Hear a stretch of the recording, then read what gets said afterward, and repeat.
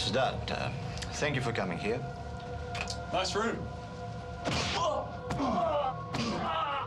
Sadat, it's time we conclude our business. What do you mean? What do you think I mean? You owe me this money. 250 grand, what for? Sit down, my friend. On a line? All right. It's your choice. Now, the business. When do I get my money? What money, Nick? You want cognac? Make you feel better. I want my fucking money!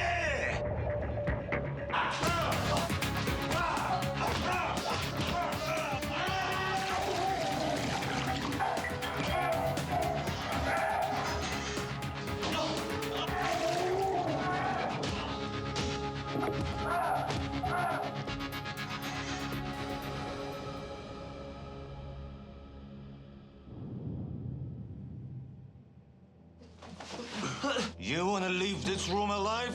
You pay me. I'll give you 20,000 now and I'll get you the rest later. You take this piece of shit to the bank and get me $20,000. Nick, look at me. I look like the Elephant Man. The bank's not gonna serve me.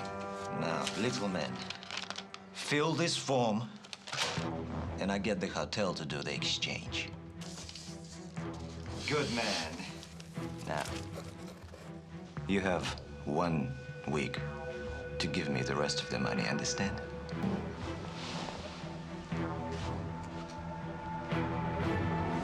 No! 1 week, little man! Understand? Meet Nikolai Radev, cold-hearted killer, extortionist, drug dealer, torturer, and identity thief.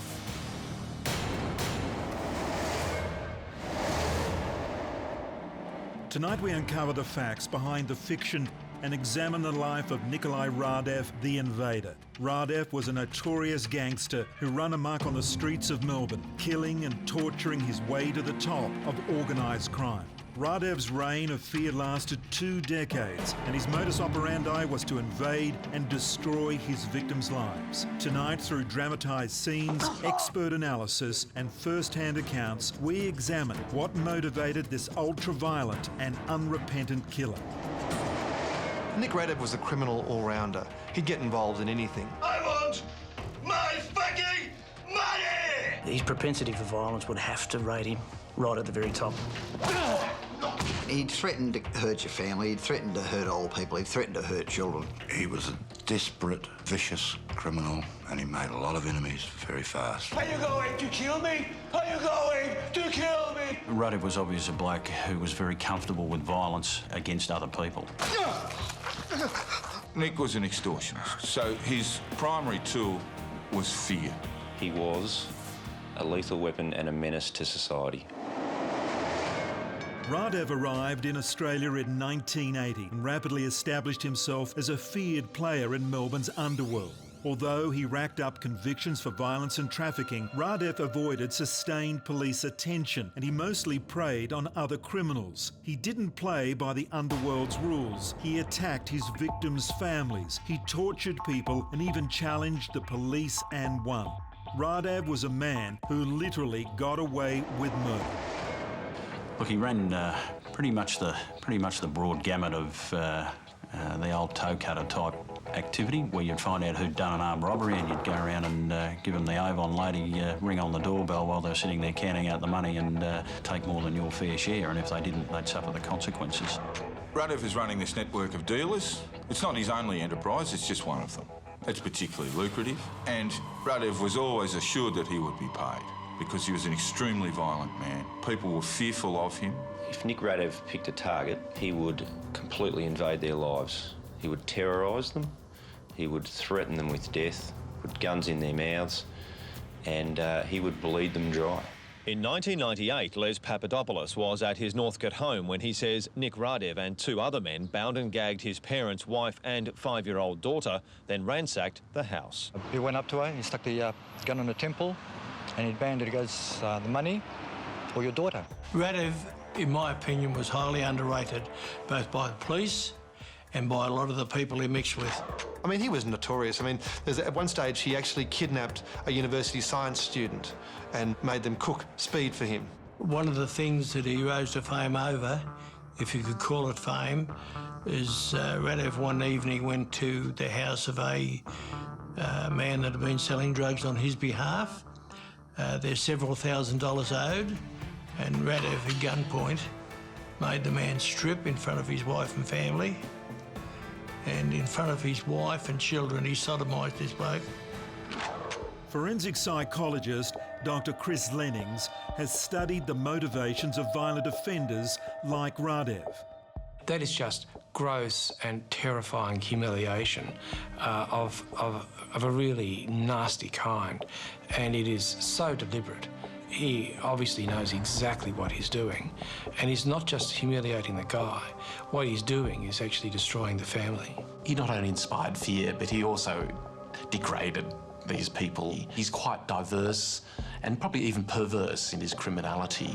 And we know as psychologists that's probably one of the highest risk factors for violence and psychopathy is that diversity. By the late 90s, Radev had done time for armed robbery, blackmail and drug and firearms offences. An old prison hand, his experience gave him the advantage over terrified first-timers. Radev would groom his victims, gaining their trust before launching his attack. Turkish businessman Sadat Salan was unfortunate enough to be befriended by Radev and his sidekick, Sam Zayat, in prison. In order to be able to bully, you need someone who in some way is vulnerable. And Sadat was vulnerable in prison. He met Sadat Salan, who was an inferior, weak person in jail, and offered him protection. But in reply for that protection, Sadat had to arrange money to be paid to Nik Radev and his cohorts. Once he left prison, Sadat thought that that would all be over, that he's out, he's had his protection, but it didn't stop.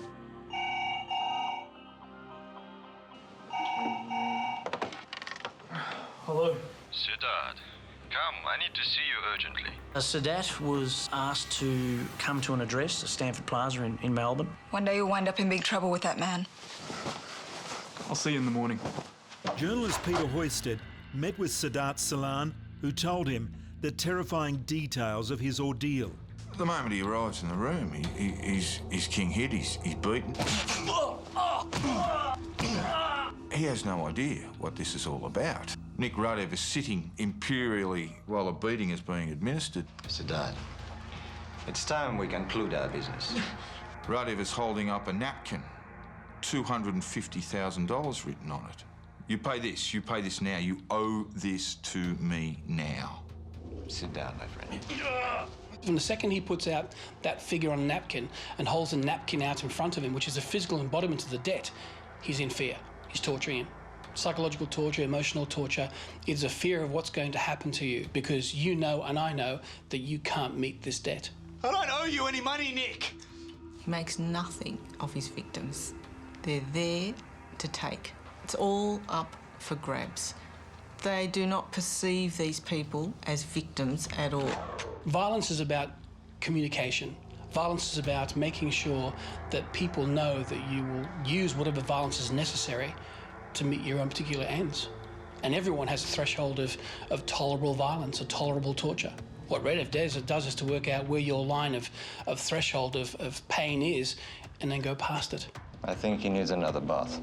Sadat basically is trying to think his way out of this situation. He's got to get out of this hotel room alive. He makes an arrangement to pay Radev a down payment of $20,000. They arranged for Sadat to complete a fax with his bank account details. Sign it, and I get the hotel to do the exchange. $230,000 in 1 week or big trouble.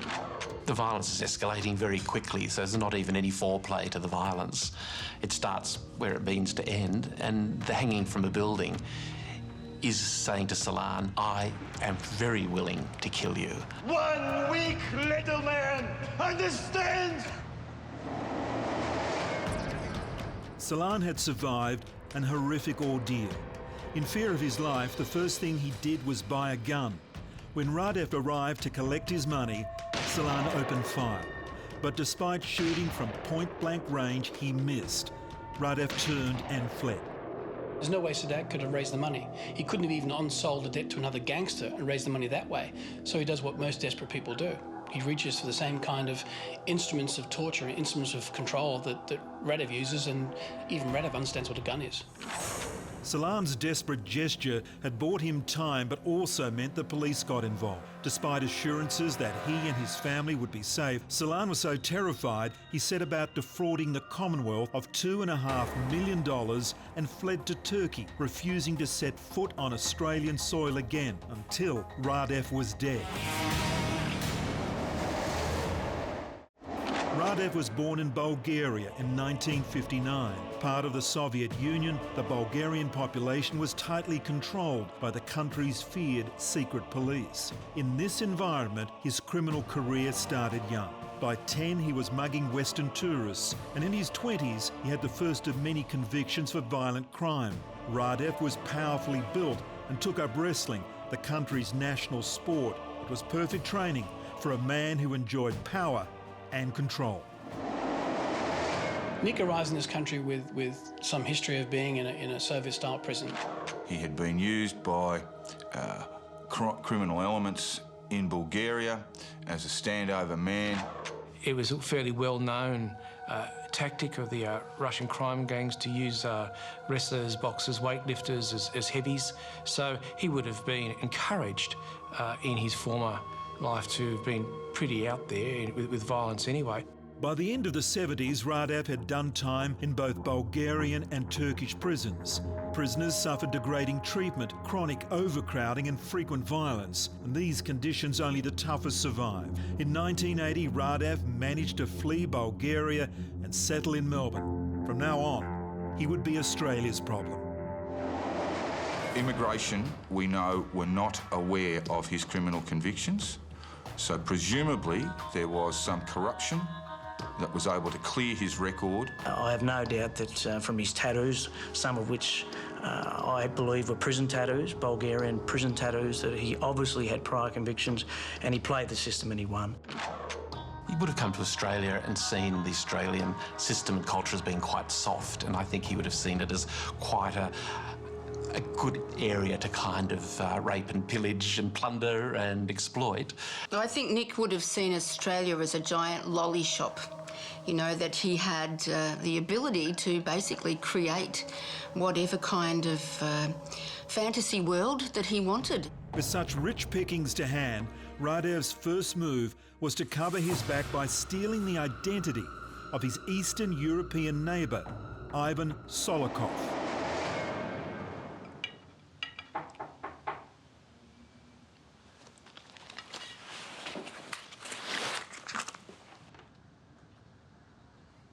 Yes. Nick, you have a minute?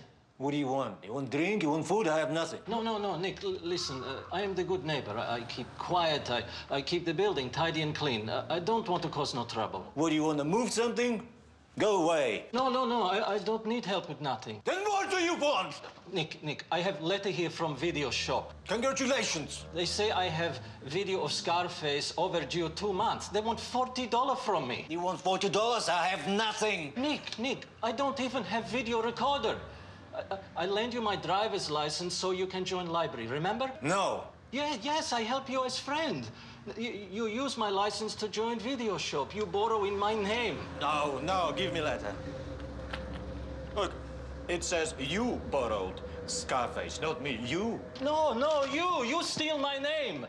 Now you steal video. You give me Scarface, you give me $40. I steal your name? Yes, look. Driver's license, Solokov. Bank card, Solokov. This TV, Solokov. The white Solokov. No! You stop now!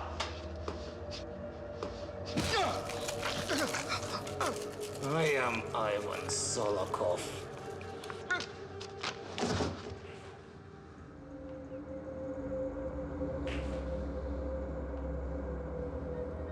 Ivan Solikov was a hard-working, honest immigrant, worked in a car factory, and one day he just never turned up for work. His bank accounts remained untouched. No one knew where he went. He just basically disappeared off the face of the earth. Radev was able to acquire his identity and was able to perform a series of crimes in Solikov's name. Therefore giving him some sort of protection under an assumed identity until he could actually gain citizenship under his own name. I mean, that is cold. Radev would appear in court, the record would develop against Solikov's name, not his own, and keeping Radev's criminal convictions, criminal past, criminal history essentially clean. Establishing his signature modus operandi, Radev invaded Ivan Solikov's life. Forensic psychologist and former police officer Stephen Barron believes Radev would have selected his victim carefully. He'd picked someone who was physically similar to himself, and he put as much time into this person's relationship with him to learn the essential details of his life. Where he was born, parents' names. So if he took on or assumed the role of this person, the identity of this person, he could demonstrate sufficient knowledge to any inquirer. No! You stop now! I am Ivan Solikov. Radev used Solikov's identity as insurance against deportation. The gruesome murder only came to light many years later when Senior Detective Ben Archbold started taking a closer look at Radev's activities.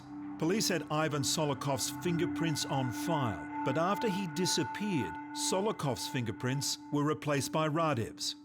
When we were tasked with working on Radev, so to speak, we went to the Fingerprint Bureau and the Antecedent Bureau to be able to gather up all the intelligence we had on this person. It was interesting because under the name of Ivan Solikov was Nikolai Radev's fingerprints. Archbold now had clear proof that Nick Radev had been using two identities. Nikolai Radev was using the name Ivan Solikov, so the prior convictions were not actually being attributed to his criminal antecedents. So he was able to remain in Australia, commit crimes, get arrested, get charged, get convicted at court, but accrue no criminal records under his own identity. We're able to ascertain through inquiries at GMH Australia that Ivan Solikov stopped turning up to work one day. His body's never been found. As well as stealing Solikov's identity, Radev also began calling himself Nick the Russian. Nick Radev was of Bulgarian descent, but he felt that the tag the Russian carried more weight, more fearsome weight. There is a great deal of fear in hitchhiking or piggybacking the stereotype of being a Russian mafia, because that brings with it this package and baggage of senseless violence and brutality, which seems to cross over borders of sophistication and culture and good manners. Melbourne underworld figure Mark Chopper Reed was unimpressed by Radev pretending to be a Russian. He traded on the fact, Nick the Russian, who wasn't Russian, who was a Bulgarian, who came, brought all these Eastern European so-called Russians to Australia and then took them to Serbian nightclubs, which would tell a casual observer that they're not bloody Russians at all. Well, you wouldn't take a Russian to a Serbian nightclub. He'd pistol whip you for a start and shoot you for the insult of taking him to a Serbian nightclub. You wouldn't take a Russian to a Serbian nightclub. Radev played on the image of the Russian gangster, quickly adopting their ultra-violent methods. Radev brought, I think, also a sort of Russian mafia sensibility. You wouldn't just go after one person, you go after the whole family. I think even within the standover man trade, there are rules and standards. Women, children, old people, leave them out. Forensic psychologist Dr. Chris Lennings believes Radev's repressed childhood would have had a lasting impact. There's still some argument about to what extent does the environment cause genuine psychopathy. I think, however, if you come out of a really bad environment and you're a psychopath, then you are going to be excessive in your violence because it's going to give absolute licence to all that nastiness that you've got inside. One of the cardinal things about being a psychopath is you absolutely feel no emotion, no remorse for what you do. By the mid-80s, Radev was in a strong position. He'd murdered his neighbour and stolen his identity for cover, and his drug dealing and extortion rackets were making him incredibly rich. His ultra-violent reputation also meant that he was becoming a feared player in Melbourne's underworld. Radev cultivated this image as a gangster, adopting the dress and mannerisms of his screen hero, drug-dealing psychopath Tony Montana from the film Scarface. He wore the expensive suits, he smoked the most expensive cigars, he loved his expensive cognac. He wore the white suits a la Tony Montana. He was a flashy dresser. He had the cars to go with it. He had the fellas running around with him, immaculately dressed. And a lot of people in that field look up to those blokes because they're getting around like scumbags themselves. And he actually had his bedroom room adorned with these posters. He actually believed he dressed like the men, tried to talk like the men, and they actually believe they're gangsters. They're gangsters in their own right. I mean, a normal person watches those films and might be a bit shocked by the violence, but it's entertainment for them. It's not a lesson in life. God knows what goes through the minds of people who think there's a bloke who gets machine gunned to pieces in a car on a bridge. I want to be like that. So Nick's ego was very, very big, and he fed it with this identity that he wanted to own, which was he was the man, he was the godfather, and he wanted to be that warlord that was beyond the law. Forensic psychologists believe the violent movie stars Radev idolised reinforced his sense of himself as a gangster. One assumes he's grown up without much in the way of any real sense of identity. He finds a figure that meets those identity needs, that appears to be romantic, that appears to make sense out of his life, that gives him in some ways a rationale for the way he lives his life. He had to find somebody, so he found someone who was quite happy to engage in violence as a model, someone who probably handled differences and conflict with ultra-violence, and someone likewise who was willing to die in a hail of bullets. In some ways, people like Radev were living at the movie. They're living out what the movie offered them to be because they had nothing else to fill the void. In the style of his celluloid heroes, Radev was also racking up a bit of a reputation as a lady killer. People say he was a very charming man. It's a real paradox, this contrast between this very charming, urbane almost, European man and this cold psychopath killer on the other hand. And he was always popular with women. Nick had the ability to charm, and he was also very, very calculating and obviously very clever. He was another crook who was really sucked in by this whole film culture. He was truly living that life where he felt that first comes the money, then comes the power, then comes the woman. Influenced by the gangster imagery he internalised, Radev had power, drugs and money. All he needed to complete the picture was the ultimate accessory every gangster eventually needed, a compliant woman he could persuade to marry.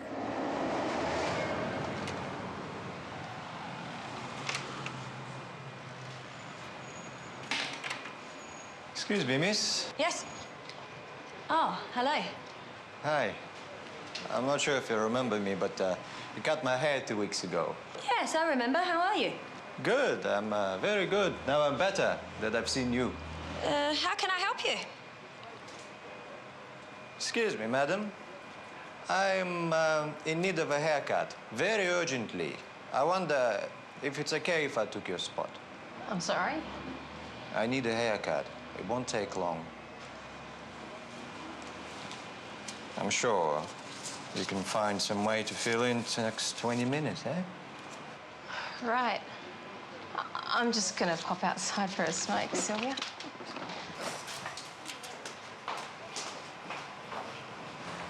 Sorry about that. Sylvia, isn't it? Yes. Yeah, sorry, Sylvia. I need a haircut. I have an important date at the races this Saturday.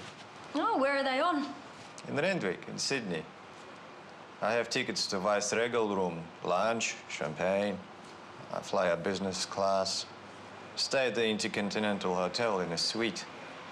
Well, that is a special date. Who are you going with? That's why I need a haircut. I have to look my best. There's a woman I really like. She's funny and smart and very beautiful. Lucky you. Lucky me? No. Lucky you.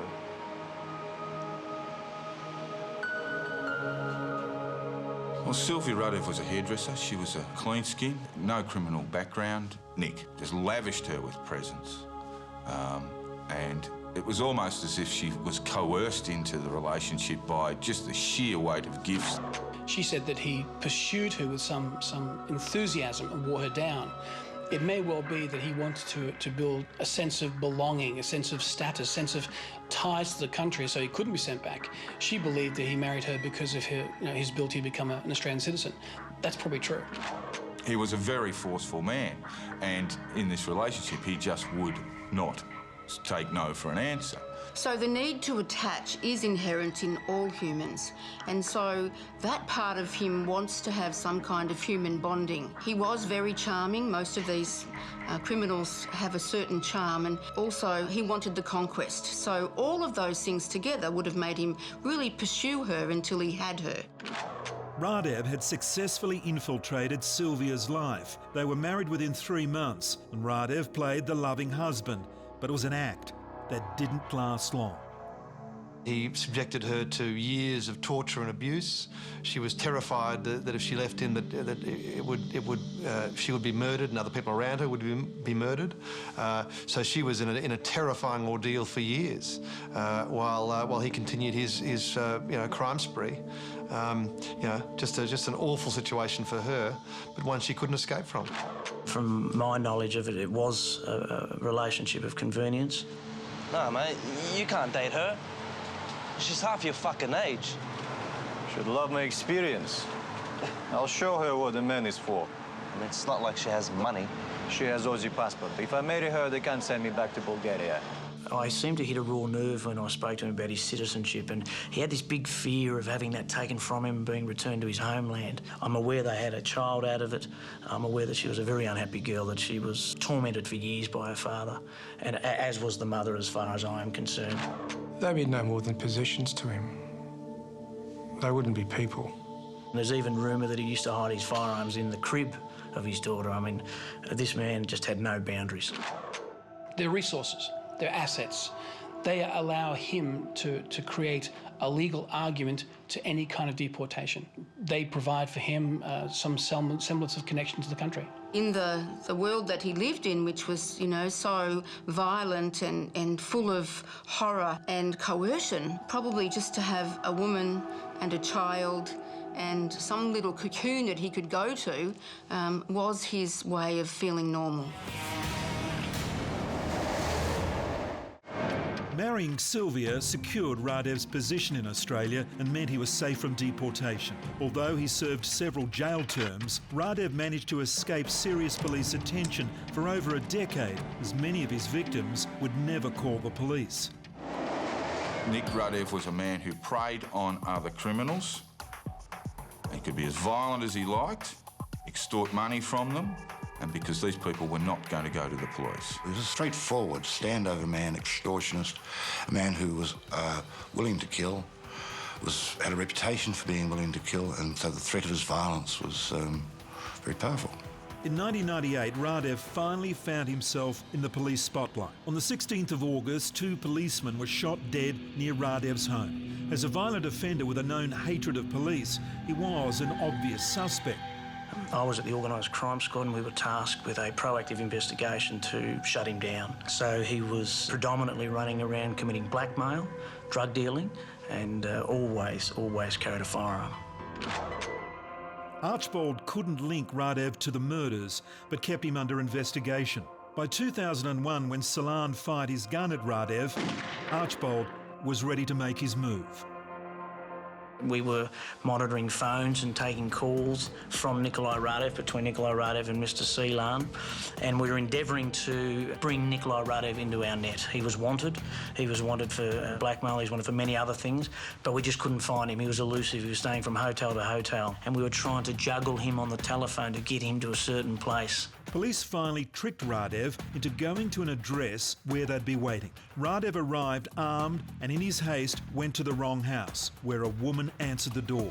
He had a firearm in his hand at the time, and he turned around to face members of the Special Operations Group who had a big spotlight in his eyes. As I understand it, the fireman was pointing at the police, and in Victoria, if you point a firearm at the police, you normally come off second best. However, they were professional enough to be able to ascertain that there was a lady that had opened the door he had knocked on and that she would have been in the direct line of fire. And they were able to then go in, have him de-armed, brought down, and everyone was safe. They did a fantastic job. Backed into a corner, Radev fought like a wild animal. He was very violent during the arrest. He had to be actually physically restrained. He was put in handcuffs, and a bag was put over his head. And it was at that stage he was handed over to investigators and brought back to Celluloid police station. It was there that Ben Archbold came face to face for the first time with the man he was determined to bring to justice. Nick, can you take a seat in your chair, please? Sit down, mate. Sit. You fucking low life. Right, this interview is being conducted at the Tactical Response Squad office on this Sunday, the 2nd of June 2001. Persons present. Fucking low. Senior Detective Paul O'Brien. Fuck you! Just settle down, Radev. Nick, I intend to interview you in regards to the offence of blackmail. I blackmail nobody, mate. Sure, but before continuing, I need to inform you... I am bleeding everywhere. ...that you're under no obligation to say or do anything. You piece of shit. Take my handcuffs. I am bleeding. Now the handcuffs stay on. Why aren't I bleeding? Because you are violent. But anything you do say or do can be given in evidence. You big shot? Ha! You going to kill me? You going to kill me, you cock? Are you going to kill me? Are you going to kill me? Do you understand your rights? Fuck your right! Don't spit. Fuck you, spit! Fuck, spit! All right, we're going to suspend the interview. Why don't you pipe down and behave yourself? You fucking pipe copper.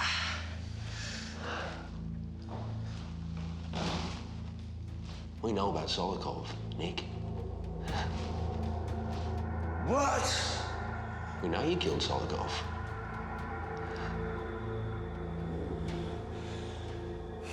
He gave the police a terrible time. One of them spat blood in his face. He carried on yelling and screaming how he was tougher than what they were. They were only dogs, and he tried to demean them with his general behaviour. It went off like a firecracker. He was frothing at the mouth, and I still remember him just spurting blood out of his mouth, where he'd obviously had a mouth wound, which he ascertained at some stage during the arrest and during his behaviour. Fuck your right! Don't spit. Fuck, spit! He's just an animal, carrying on like a banshee, some would say. The critical moment in the interview came when Ben Archbold confronted Radev about the murder of Ivan Solikov. When Detective Ben Archbold raised the Solikov matter with him, insinuating directly to Radev that Radev had murdered Solikov in order to acquire his identity, Nick Radev went, as they say, the colour of bad shit. We know about Solikov, Nick. What? We know you killed Solikov. I put to him that he murdered Ivan Solikov, a person that he used to be a neighbour of, a person who never turned up to work, and a person who had no criminal convictions, and he went pale, and our conversation finished then. I have no doubt that he was aware that I was onto him. Despite Archbold's best efforts, Radev was back on the streets within weeks, worried that a murder charge would land him a stiff sentence or lead to his deportation. Radev resorted to drastic action. The young policeman was about to become another of the invader's victims. He could hold a grudge, Nick Radev, there's no doubt about that. You know, and he didn't mind the possibility of being killed in the execution of that grudge. And certainly Ben Archbold got under his skin. His natural reaction was to lash out, and so he basically started a vendetta against the detective Ben Archbold. Psychopaths are very self-centred, they're very much about number one, but if they perceive a wound, and I don't mean a physical wound, but a psychological wound, a wound to their pride, they feel that that person who is responsible for it has to be eradicated. Radev then decided to take matters into his own hands and try and scare him off by threatening to kill him. He put the feelers out to find out where Ben Archbold lived. We believe a corrupt member of the Victorian Police Force sold Ben Archbold's home address for $30,000 to Nick Radev. In his classic style, Radev the Invader started closing in on the young detective, investigating him. With death threats hanging over his head and his home address in Radev's hands, Archbold was forced into hiding, allowing the Invader to continue what he did best. He was looking for me and he wanted to kill me. There was no doubt about that. I had been moving my address from hotel to hotel, been carrying my firearm 24 hours a day, and it had really disturbed my life. Radev has gone completely berserk. The hatred for this policeman that interviewed him, and whom he had tried to humiliate in the interview room, he became obsessed with revenge. He spoke to me and his mother and said that he'd been dealing with this Nick bloke who's a real nasty piece of work, and things had turned for the worse, and this Nick had a number on him to get him, and his life was in danger. The threats came to a very, very extreme level when he entered my parents' hotel in Toorak. You know, when someone serves you, they say thanks, or that. He was pretty arrogant. You know, his voice strengthened a few times, but at the time I didn't know who he was. And he just said, "Oh, you wouldn't be Ben's father?" And I said, "No, Ben who?" Peter's quick thinking had saved his life, as phone taps later revealed some alarming news. The suggestion is, from a listening device, that he was in possession of a hand grenade at the time. He asked my father whether I was there, and my father denied knowing me, a thing that caused problems with my father for a couple of weeks, because I said, "How can you even deny who your son is?" And he said, "Well, I would assume that you would do the same thing in the circumstances. The fucking lunatic had a hand grenade." Coming to the family hotel there with a hand grenade, it's a fairly unambiguous statement, you know. I might take everyone out here, doesn't matter, but I'll get Ben Archbold. So, you know, Ben had to go into hiding. His family sold the hotel. They had to move away. It really shattered their lives forever, and I think there's a trail of families that Nick Radev touched in similar ways. Former policeman Brian Murphy can't understand why Radev was allowed back on the streets. Radev, as a result of that, went on for a further 3 or 4 years because of his reputation. Everybody knew about it, and it made him bigger in the eyes of the scumbags that he was running around with. As far as the policeman that sold him the address, I'm afraid I would have had to kneecap him. And I mean that sincerely. Radev the Invader had struck again, and Ben Archbold's entire family were forced into hiding. Radev was seemingly untouchable. He'd murdered, blackmailed and extorted without repercussion. Now he'd taken out the only cop brave enough to take him on. The more times you get away with something, the bolder you may become. And, you know, Radev did have a reputation amongst the community for being extremely violent. This guy's ego basically pushes him beyond reality, and he thinks he can get away with anything, and he also thinks that, you know, his power is limitless. As the 21st century dawned, Melbourne's party scene was exploding, and its streets were awash with drugs and dollars. For an old hand like Radev, the young and inexperienced dealers were easy prey. So, really, it's too easy to make good cash with gear of this quality. All right, with respect, Nick, let's just do this first deal for the party, and if that goes all right, then we'll consider doing further business. Sure, sure.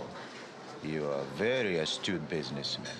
Now, Lachlan, what you're looking for here is a great amount of cocaine. Are you sure you have the money to cover this? Look, you let me worry about the money, okay?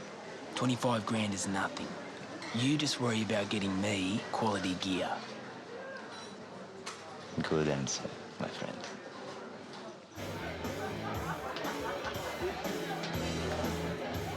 Hey, man, good to see you. Where you been? I said 7. I got delayed. Hey, let's go somewhere quiet, sort this out. Yeah, let's go upstairs. Angus, come.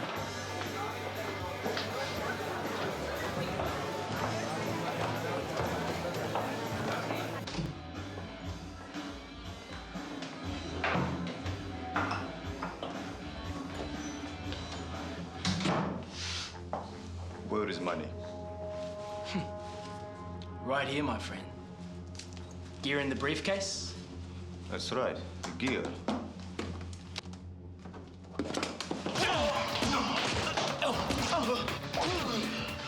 You, rich boy, take off your pants. Hey, come on. We haven't got time for this. Take them off, booster! Nick, come on. We'll get a better fuck than him in town. Hey, come on.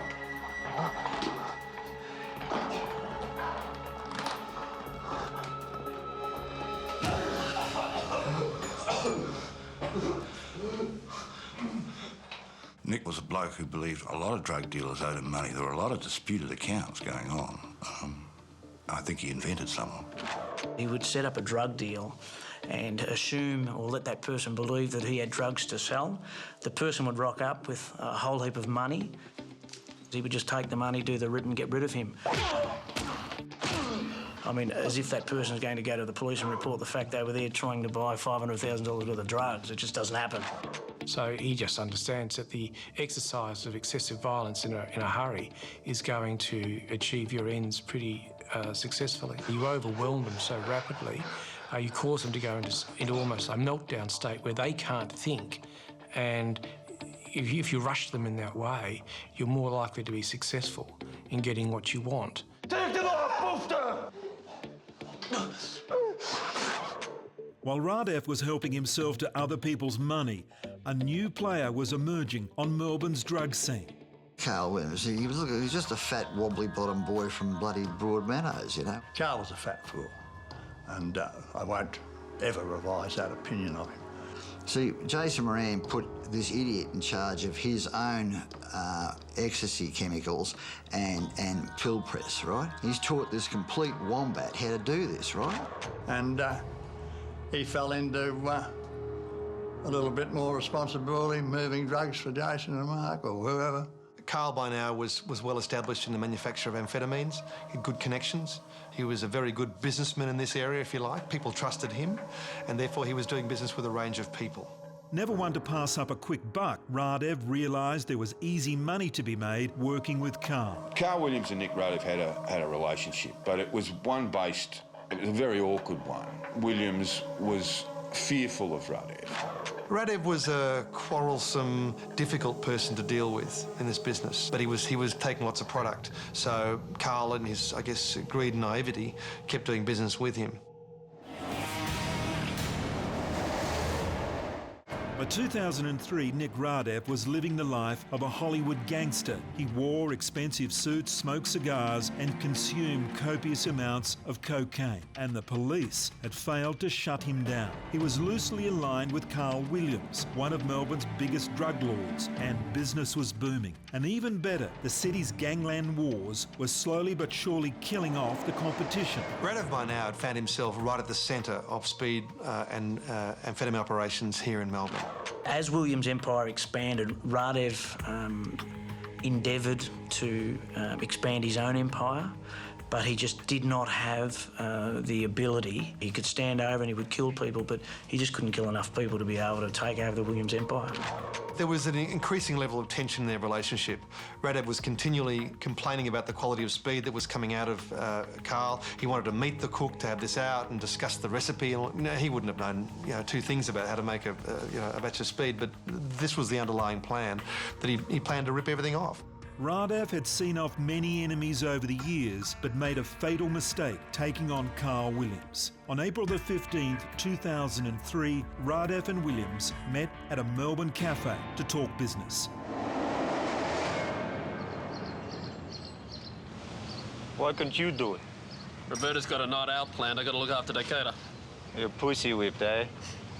Mate, I'd love to do it. It's an easy 80 grand. What's the mark like? Another lily-asked private school boy wants to make some quick money selling pills. Security? Nothing. It's a house in Coburg. He lives by himself. You walk in, throw some knuckle around, you pick up the cash, you leave. It's too easy.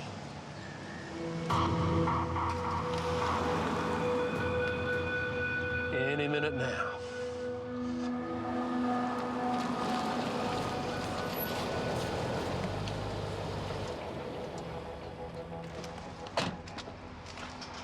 Where you learn to park? Fucking blind school?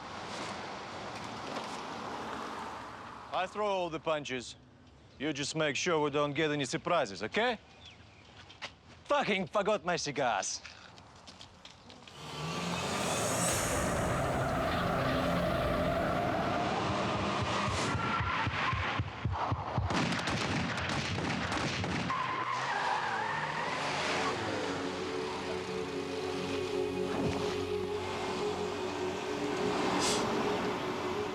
Clean as a whistle.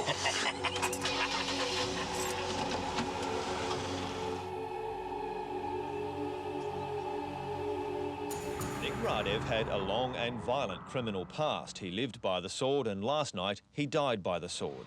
As he approached his black Mercedes in Queen Street, Coburg, a gunman fired at least 7 shots. He died instantly. 2 friends ran off, one escaping in a taxi.